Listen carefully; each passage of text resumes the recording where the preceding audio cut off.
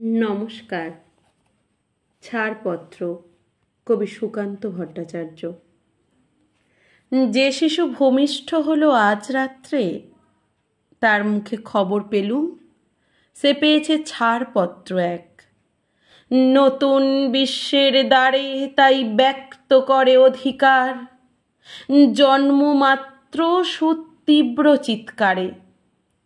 খর্বদেহ নিঃসহায়, তবু তার মুষ্টিবদ্ধ হাত উত্তোলিত, উদ্ভাসিত কি এক দুর্বোধ্য প্রতিজ্ঞায়।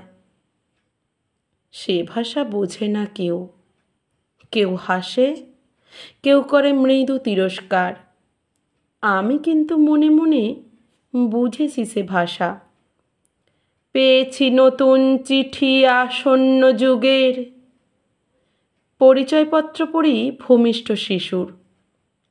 অস্পষ্ট কুয়াশা ভরা চোখে এসেছে নতুন শিশু, তাকে ছেড়ে দিতে হবে স্থান।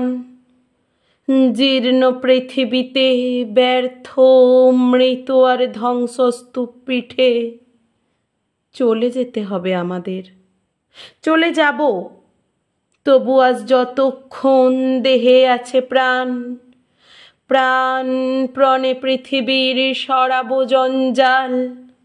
এ বিশ্বকে এ শিশুর বাসযোগ্য করে যাব আমি। নবজাতকের কাছে আমার দৃঢ় অঙ্গীকার।